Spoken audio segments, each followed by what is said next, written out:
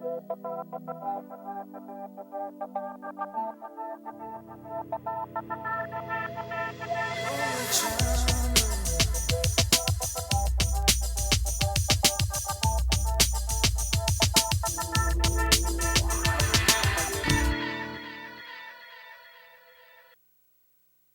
everyone and welcome to another edition of Sports Timeout. I'm Anthony Polidano. Today we're breaking down our Fall Player of the Year award winners in boys soccer, volleyball, and football. And for that today we have the gift that keeps on giving, Kevin Lozon in his festive holiday dress on the set. Ho, ho, ho. Yeah, exactly.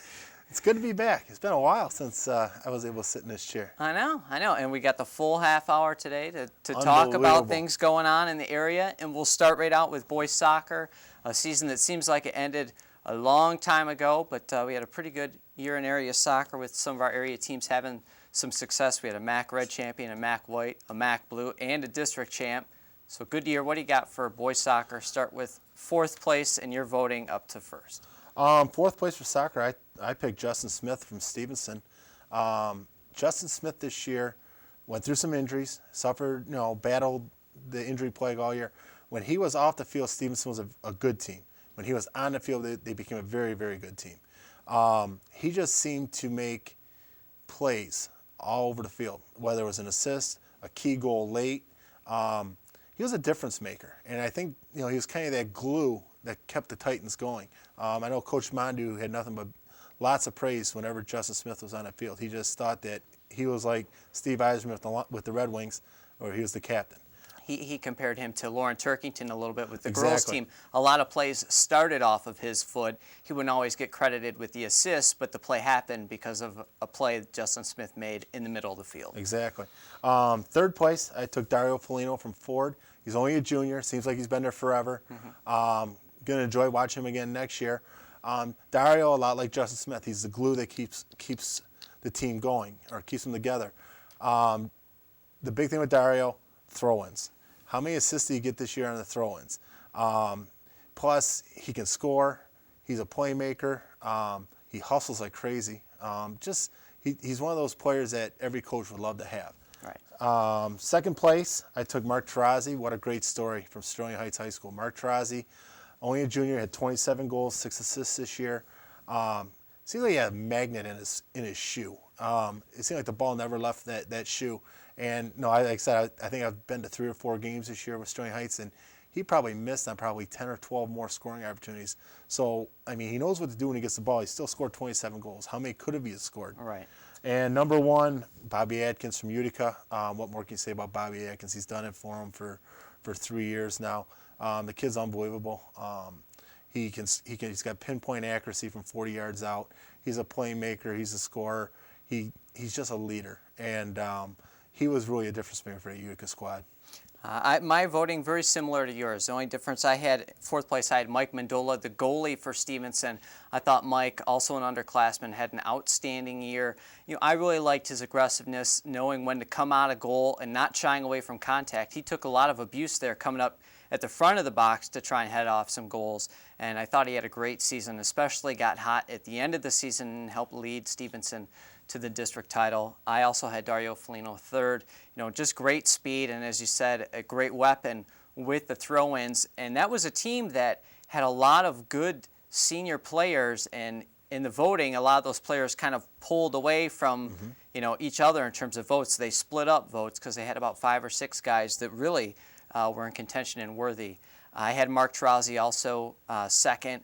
Tarazzi, great year. Sterling Heights playing down in the Blues, so their level of competition, not what the other area players had, but the one game that was a highlight game for them was the win over Stevenson. Exactly. And Tarazzi had 2 goals against the Stevenson team, so when he did play a MAC Red team, he did have a good game, but the rest of the season, he wasn't quite playing the competition that some other area kids do. And Tarazzi, the only thing at times, sometimes you see kids that have great foot skills fall in love with their foot skills and dribble a lot.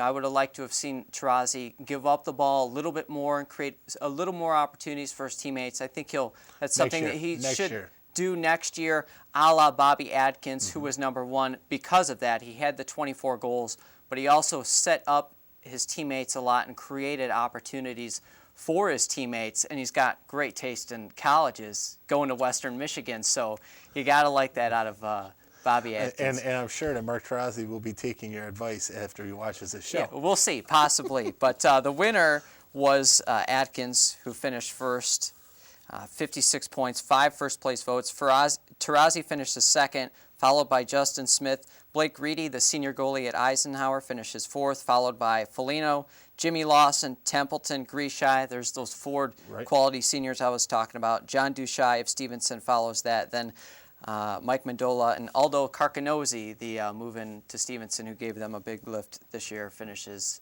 tied for 10th. Moving over now to volleyball, another good year for area volleyball teams. We had some teams that we thought were going to be pretty good, who turned out to be pretty good, and some surprises. What did you have top players in volleyball? Starting from fourth, I had Kate Chopek, first from Sterling Heights. She really developed into a great middle hitter this year and a blocker. I think the future is going to be so good for her and that whole Sterling Heights team. Third, I had her teammate, Roxy Doozy. Love the name. Roxy Doozy, as good as her name is, she's a better volleyball player. She manhandles that back row. She's a digging machine. She can serve, and she shows leadership. And she's still another young one. This Sterling Heights team is going to be one to watch the next couple of years. Coach Wachterhauser, he's smiling quite a bit these days. Yes. Second place and first place were tough. Could have went either way, and we did differ on this one. I picked Courtney Zam at second, simply because it came down to their matches against Eisenhower. Eisenhower got the best out of Stevenson. I think it was 2-1 this year, or 3-1 kind of tournament. 2-2. Or 2-2. But they won the big one. But they won the big one. But Courtney Zammit, what a quality player. She can hit, she can block, she's leader. She's a leader all across the front row. She can serve, she digs a little bit, and I mean, what more can you say? And number one, I had Stacy Catalano, just thunder all day long. I mean, she gets up high, she pounds the ball. She's only a junior, it's scary. But like I said, her and Courtney Zam could have went either way. I pretty much agreed with you. Obviously, we differed on 1-2, but starting with 4, Chopek really came on to start the season and really played very well in the playoffs. She just looks like a volleyball player, and she's going to get even better, under Eric Wachterhauser as her career progresses. And they have, as you said, have a very good core there. I had Roxy Doozy third. Eric Wachterhauser compared her to a Katie Carluccio, who was a very good player in the same spot. Maybe not the offensive player that Carluccio is, but great speed in the back row. And Sterling Heights, I think, showed a lot of teams this year that, and Eric Wachterhauser has had this trait with this team over his career there, is if you get solid play out of the back row, you're going to be able to hang with teams that are really overmatching you and really should dominate you, and they did that. And Roxy Doozy was flying all over the floor in the back row, making dives. She was a good server, good on serve receive, and a very good player. And as you said, they're set up very nicely for years to come. I had Stacy Catalano second. She may be the best volleyball prospect we've had out of this area in a decade. Maybe the best since Sarah Sikorsky back to 98 with Ford. That's how long it's been since we've had a Division I volleyball player. Just athletically gifted, as you said, powerful attack. She's got a great serve, the most potent serve in the area, I would say. But her consistency with the serve wasn't always there. She'd have a highlight ace, and then the next one into the net.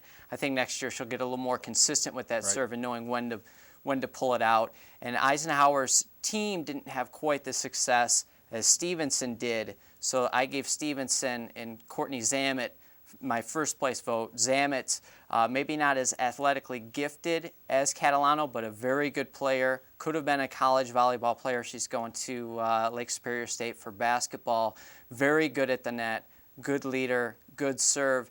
And Zammit seemed to be able to just find the open spot on the floor. Her vision was outstanding, and she didn't always blow it by someone, but she just seemed to know when to, lay it up, when to put a little touch on it and find that open spot on the floor. And Stevenson won 40 games this year. They played about twice as many games as Eisenhower and won about twice as many more.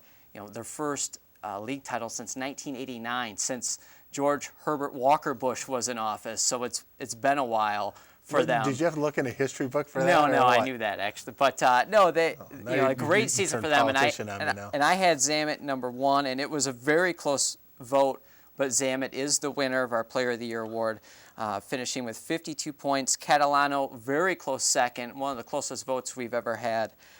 She finished with 48 points, 3 first-place votes, followed by Doozy, then Carolyn Getch, the middle hitter from Utica. Chieftains, a little disappointing year this year for them, but she was a good player, followed by Megan Jones of Ford. Kristen Kopicki, the fine setter for Stevenson, finishes 6th. Nicole Adams, setter for Sterling Heights, 7th. Then Chopek, and then Violetta Slabakova finishes 9th. I think we should make a mention that Courtney Zamet did set a state record this year with 329 blocks. It's unbelievable. Yeah, outstanding play at the net, and very good in all phases of the game.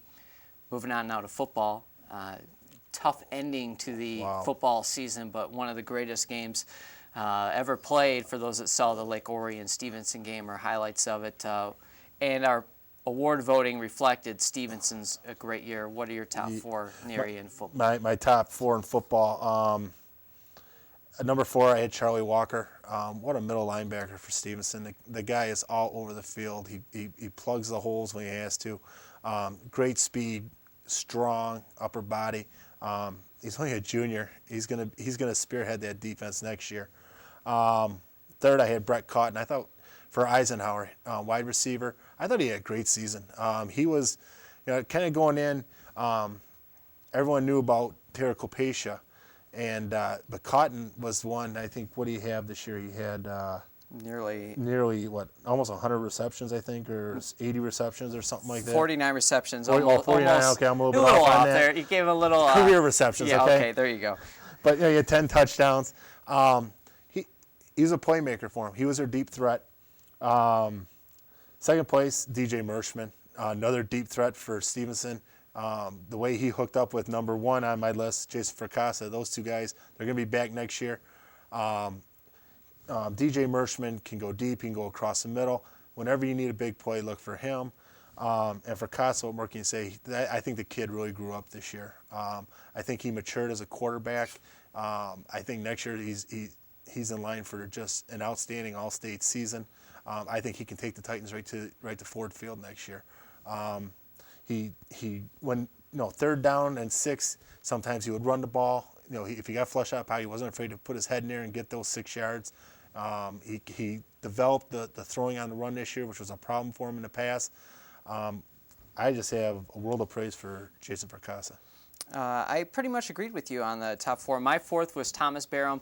Thomas, I liken him to a little bit like Michael Tennessee in terms of the player he was. Maybe not quite as explosive, but just a quiet, mild-mannered kid, good leader, did everything that was asked, and you could tell this was a kid that prospered from listening to his coaches. He had 20 touchdowns this year overall, a weapon as a receiver, a weapon as a runner, 12 rushing, I think 6 receiving, and then 2 on kick returns. Right. And their signature win this year against Dakota on the road in the playoffs, he had a monstrous game. A kick return for a touchdown, bulldozed a guy for a touchdown earlier in the game, had a interception on defense. Tommy the Barham, second quarter was his quarter. Yeah. And that was the difference in the game right there.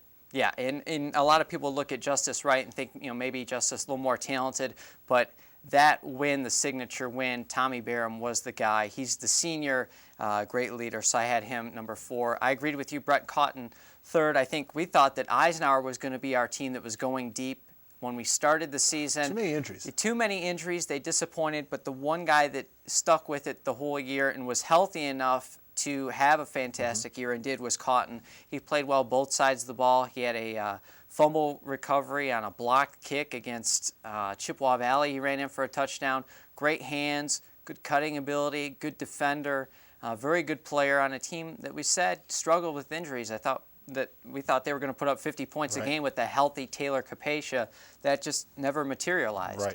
Right. Next we've got DJ Mershman 2nd, 21 touchdowns this year. He put himself in the top 5 in several receiving categories, even past, I have to give a shout out here, my second cousin, Bill Parlberg, class of '74 Frankenmuth in receiving yards for a season, got him in the top 5. But just a fantastic player, only a junior, able to get the jump balls despite the fact he doesn't have the size that maybe some of the other big receivers have. But over 20 touchdowns as a receiver is unheard of, and he got better as the season went on. People were game planning for him, double covering him, and it just didn't matter. And number 1, I agreed with you, Jason Fracassa, who I honestly was, pretty hard on his first 2 years. And you were starting to wonder, well, I wasn't that bad. Oh my God! But you started to wonder, what was Coach Bai thinking starting this guy as a freshman? Well, this year you saw what Coach Bai and the staff saw. Outstanding junior year. Just when they were behind 35-7 in that Lake Orion game, he refused to see them get their butts kicked like that, and he had that intensity channeled and took it out to the field. As you said, all the praise with the adjustments in his game, not just lobbing it up in the coverage and into trouble, especially when he was on the run. Threw much better on the run this year, better with the deep ball, completed a high percentage of passes. And when his Titan career is all said and done, he has a chance to break the state record for career passing yards. And there's been a lot of great quarterbacks in this state in their history. Drew Henson. Yeah. I mean, let's start right there. Yeah, he's got a chance to be a special player. And football may not be his sport he plays in college. It might wind up being baseball. But I had him number 1. The winner, in another pretty close vote, Jason Fracassa, edging out DJ Merschman. So Fracassa gets it. Jake Howell, the fine linebacker and running back for Eisenhower, finishes 3rd. Patrick Harris of Sterling Heights finishes 4th, 819 receiving yards and 9 touchdowns. Nick Rowe and Brett Cotton tie for 5th. John Moore, Horace Lane, the sophomore running back for Sterling Heights, and Justice Wright are in a tie for 7th. And then 10th place, Tommy Barham, Charlie Walker, Danny Ori of Utica, Robert Strong, a great two-way player, Rodney Ambrose, Taylor Capacia, and Rob Venditti, rounding out the list. When you look at this list for football players, look how many names we have in this list from the voting. That just goes to show you how many great players we have just in this little area that we cover. And we had a lot of great coaches in this area. We're going to talk about a couple of them that have left their coaching ranks, as well as our early season impressions from the boys and girls basketball season when we return.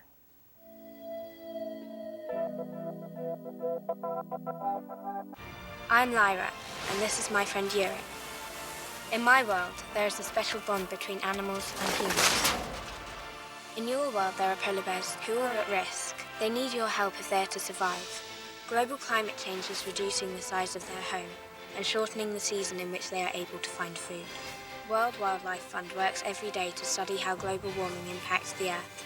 You can help save it. Make a difference. Visit worldwildlife.org.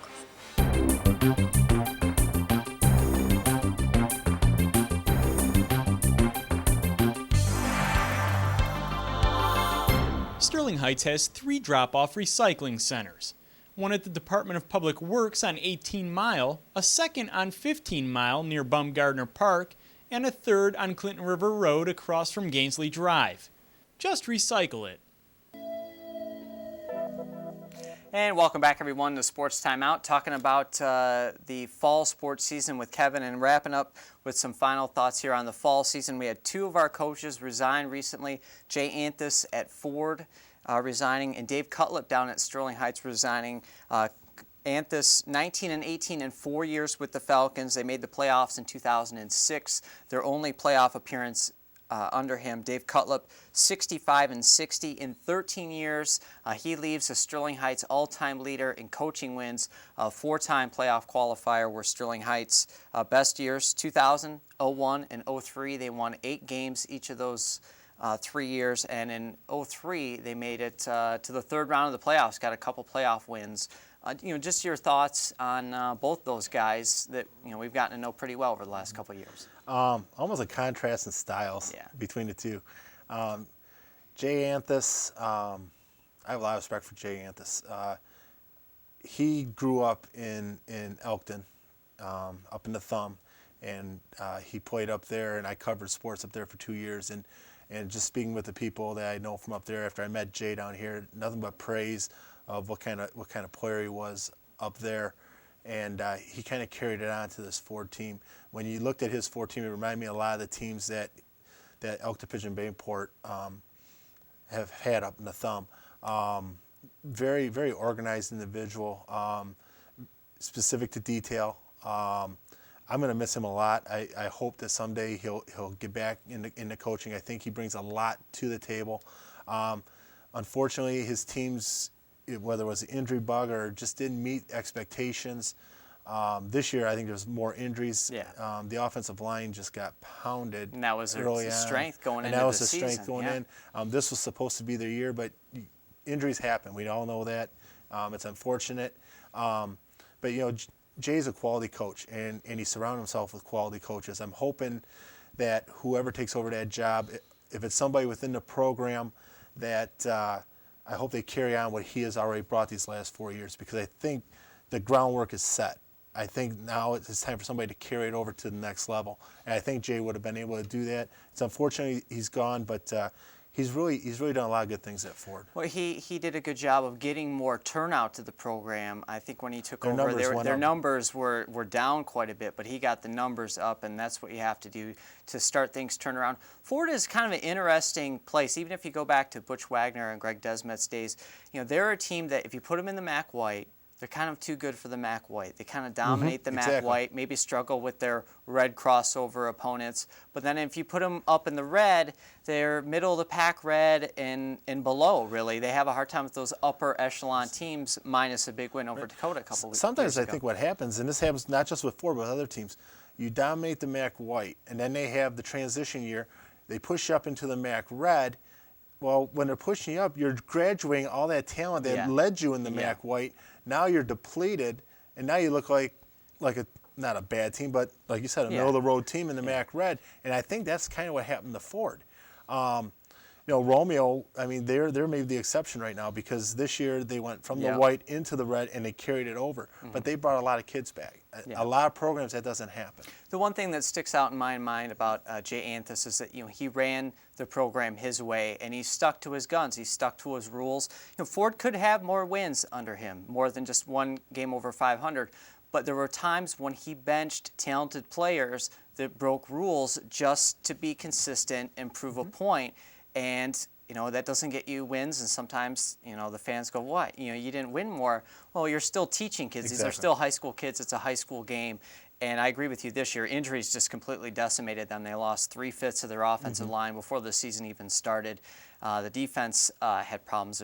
Mainly team speed was a big issue there. But it didn't work out for them this year. But I wish Jay all the best. He's been great to work with. Oh, he's been a super guy to work with.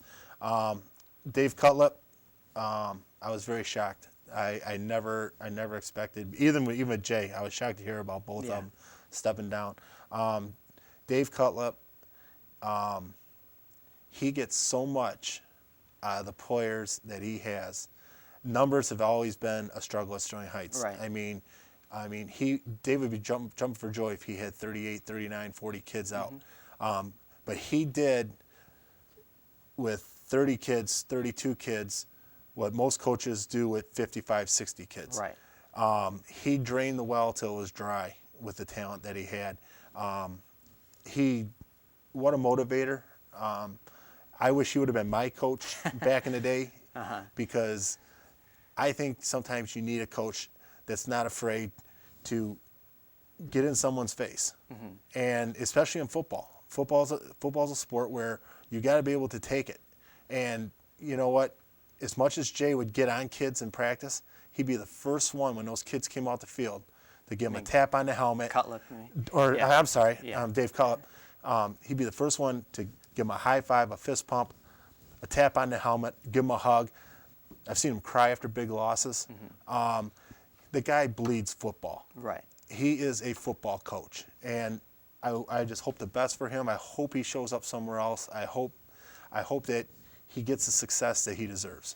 He's a guy that, you think about, he played at Sterling Heights, went on to play at Western, another plug for my school here. Oh my but God. as a defensive lineman, he's a guy that, also got it offensively. In a day and age where we're seeing, basically the passing attack, the running attack turn into the passing attack, basically, with teams controlling the field with the short passing game. He's been doing that the whole time there. Sterling Heights has been very advanced in their passing game for a number of years. He ran an exciting program. I call him the Bill Cowher of coaching, because if he could, put on a helmet and get out there and play, I kept waiting to see him on the Macomb Strength, but he never showed up there. But really a good guy for me to work with. I know the kids really looked up to him, and as you said, he got the most out of his kids. Next year, we'll see what's in store for Sterling Heights. They have where Ford is going to have their work cut out from next year. Sterling Heights, if everyone comes back, I'm hearing rumors that there may be mass exodus to Catholic schools and other schools, which I hope doesn't happen. This is a team that is they're set up for the playoffs next year. A ton coming back and tons of talent. And especially if they slide into that Division II. If they slide into Division II, boy, they can make a really good run. Right. I mean, sure, De La Salle might get in their way. De La Salle might pop up to Division I. We don't know. They're always that bubble team. All right, real quick, we got about 5 minutes left. Early season in basketball, anything jump out at you, anything stick out at you in terms of, this is impressive, I like what I see out of this team, boys or girls basketball? Let's start on the girls' side. Two teams that have just jumped out at me. Stevenson, I think Casey Pillarge has things going in the right direction over there. Lauren Hoffner's really become a really good player, and she's kind of been that compliment to Courtney Zamet, and Katie Ring's really stepped up. Another team that I really like is Ford. They graduated a lot of talent last year, and I really think I even think Coach Joseph surprised at the offense that his team's getting. Defensively, we knew they were going to be pretty good because he's a trademark for good defense. But offensively, they're getting scoring from more than just Allie Drews and Kelsey Razak. Mm-hmm. They're getting scoring from other people. I really think that they're going to be. I think they're going to be someone to contend in that MAC Red. On the boys' side, Eisenhower. Oh my goodness, strong, physical, big. Corey Petros is getting looks from you name. Whatever college you want to name, he's getting looks. He is the real deal. I saw him against De La Salle. De La Salle put 3 kids, including a 6'10" senior on him, and he manhandled all 3 of them. I think they're in store for a huge year, barring injury. That's going to be the key. Depth-wise, right now Coach Lemley's playing probably 9 or 10 kids. Is going to mix up that whole depth thing. And I'm really surprised with the Ford 2 basketball team for boys right now too. They're playing great aggressive defense like they've always done, but they're also getting some scoring that we didn't know about. That's where I'm going to start out. Teams that have jumped out at me. I thought and knew Eisenhower was going to be good. Brandon Lemley, very known quantity as coach, so you knew they were going to have a good year. Henry Ford II has really shocked me. You lose Kyle Hunt, Nate King. 70% of their scoring. Both college players, and they're playing great defense. They move the ball well. They shoot not only threes, but they shoot threes within the confines of their offense. And, how about a little love for Mark Bray? He's quietly building a very good reputation as a coach. Other teams are game planning knowing that Ford is going to try and take 5-6 charges a game. And when you take away your opponent's aggressiveness, that makes you that much better. But they're getting great contributions. He's won the MAC White 2 years in a row, and now they're up in the MAC Red. So, he's done a great job with them. They've very much impressed me. Sterling Heights has also had a dismal year last year, lost most of their talent, and they've played very well early on. Not against as good competition, but Mike Griffin has done a nice job. He's got a good chemistry mix down there, and they're a good team to watch too. They can shoot the three-pointer as well. On the subject of Sterling Heights, how about the girls team? Yeah, 5-1 early season under Coach Rapicki. He's got them going in the right direction. It might be a good spring coming up here for the Stallions. And one more thing to touch on as far as the girls, I like Henry Ford II, the start they've had. Matt Joseph, you talked about him defensively. Ford is just a lot of fun to watch. They have great spacing, and that's been a trademark of Matt Joseph teams. They space the ball well offensively, and they move it around well. And speaking of space, we're out of time. No. Yeah, it's hard to believe. Let's go an hour. Yeah, maybe next time. Okay, we'll talk to Thanks the powers that be. Yeah, exactly. All right. Thanks for coming out No here problem. and helping us out. One final note here as we start the 2009 season of coverage here on Sports Timeout. We add a new team to the fray, a new school to the fray here on our SHTV coverage as we welcome Warren Mott to our coverage area, which now consists of Stevenson, Utica, Sterling Heights, Henry Ford II, and those same Marauders. Happy New Year, everyone. We'll see you next time.